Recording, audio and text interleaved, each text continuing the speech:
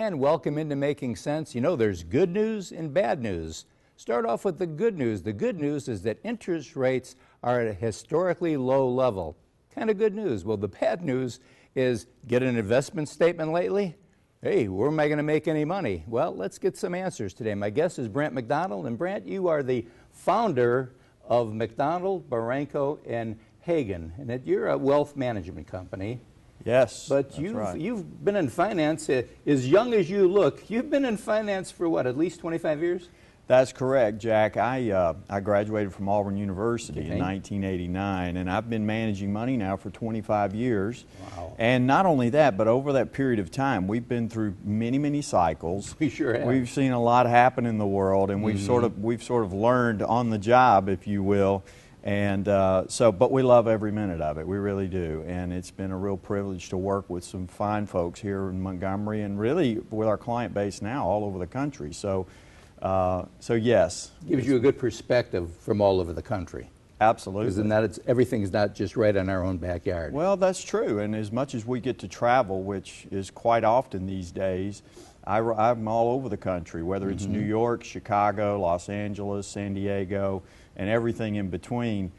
You get to meet a lot of different people, see different markets, different economies, and a different approach to things. And so you get a lot of great feedback about what's happening in the country.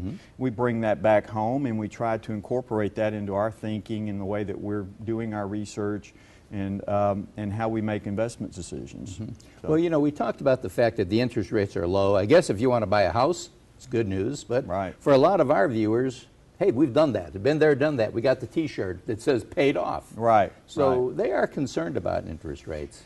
Yeah, it's a proverbial double-edged sword, because on the one hand, the intent of the U.S. Federal Reserve System was to bring down interest rates to help not only banks to offload a lot of properties they had foreclosed on in the credit crisis, but additionally, they wanted to really help mainstream America to refinance these mortgages, not only to help them get out from under a really bad debt situation where they were underwater in their homes, but it also increased what we call discretionary income, because as they brought those debt service payments down, or the mortgage payment came down, it added additional income to the home.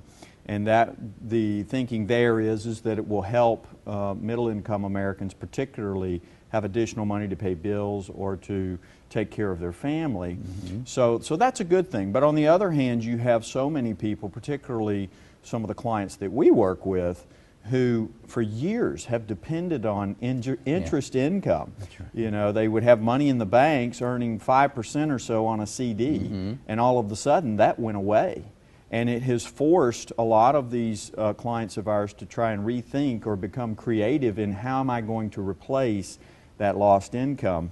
And the greatest issue we see there is that you do not want to push the edge of the envelope, if you will, with a lot of very complex investment products. You have to be extremely careful there and understand the nuances and details of what is being offered.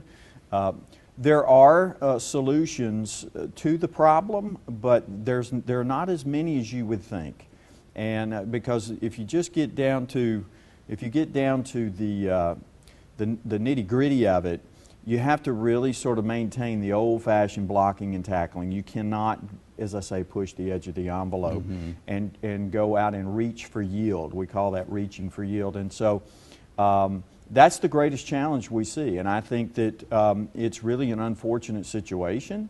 And at some point, we are very hopeful that interest rates will normalize.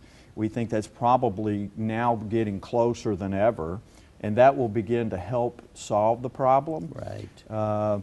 My only concern is what happens sort of when the water goes out. You know, what's it going to look like on the other side? Because I think a lot of people out there have put money in things that are not going to do so well in a rising rate environment. And it's probably a very good time right now to review what you have and be very careful and understand what you own and why you own it. Sure, because on this end you got that interest rate that's staying here, but you know, when gasoline prices seem to go up, and that's obviously they're inflating, what's going to happen is it's going to cost everything to rise. Right. Because we don't realize that, transportation is the key to making everything happen. Well, it's not only fuel costs, but it's all commodity costs and the general level of prices that will eventually begin to move higher. Certainly whenever you print or create this amount of money, as our Federal Reserve has done, eventually, you get into some of these economic terms like velocity of money and other things, where eventually, the classic definition of inflation is too much money chasing too few goods and services.